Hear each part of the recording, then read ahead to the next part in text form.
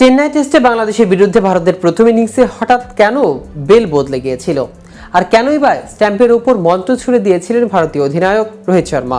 Cricket অঙ্গনে জানিয়ে শুরু হয়েছে নানান তর্ক বিতর্ক।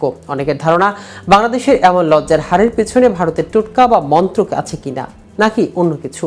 আসলে এসব কিছুই না। এই রহস্যের জট খুলতেই বিস্তারিত থাকছি আজকের প্রতিবেদনের বাকি অংশে। কেটিভি ক্রিকেট চ্যানেল থেকে আপনাদের সাথে আছি আমি মাহমুদ রহমান সিয়াম। ম্যাচ জিততে ভারতের খুব একটা বেগ পাওয়ার কথা ছিল না। বাংলাদেশের সামনে 515 রানের টার্গেট, স্কোর বোর্ডে তখন 209 রানে 6 উইকেট। চেন্নাই টেস্টে ভারতের দরকার মাত্র 4 উইকেট। তবুও কি ভেবে যেন বাংলাদেশকে গুটিয়ে দিতে অ্যাশেজের সুইচার্ড বোর্ডের কড়া পুরাতন কৌশল বেছে নিলেন রোহিত শর্মা। তাতে কিছুটা কাজও হয়েছে ভারতের জন্য।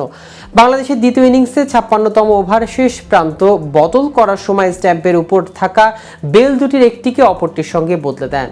পরে স্লিপ পজিশনে ফিল্ডিং করতে দাঁড়িয়েও অনেকটা ছেলে মানুষের স্বভাবে স্ট্যাম্পের দিকে মজার ছলে মন্ত্র ছুড়ে দিয়েছেন রোহিত। অবশ্য ম্যাচে যে এর প্রভাব ছিল না তা সবাই জানেন, যদিও এর পরের কাণ্ডটাও ঠিক বাংলাদেশের পক্ষে গেছে তা বলা চলে না।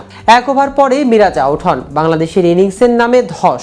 222 রানে 6 উইকেট থেকে 234 রানে অল আউট হয়ে যায় বাংলাদেশ। কে জানে রোহিতের সেই কাণ্ডে মনোযোগ সরে গিয়েছিল হয়তো বাংলাদেশের ব্যাটারদের।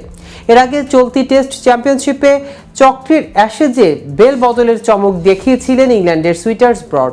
সেই অ্যাশেজটা অনেক কারণে ক্রিকেট ভক্তদের মাঝে আলাদা জায়গা করে নিয়েছিল। বৃষ্টিতে ইংল্যান্ডের স্বপ্ন পন্দ হয়েছিল। 2-0 পিছিয়ে পড়েও ইংল্যান্ডের ফের সবাই ছিল। তবে সবচেয়ে আলাদাভাবে মনে থাকবে সুইটার্ড ব্রডের কথা। অ্যাশেজের মঞ্চ থেকে যে বর্ণিল ক্যারিয়ারটা শেষ করেছিলেন। অ্যাশেজ সিরিজের ওভাল টেস্টের মার্নার্স ল্যাবুশনকে বিরক্ত করতে সুইটার্ড ব্রড এমনই কাণ্ড ঘটিয়েছিলেন।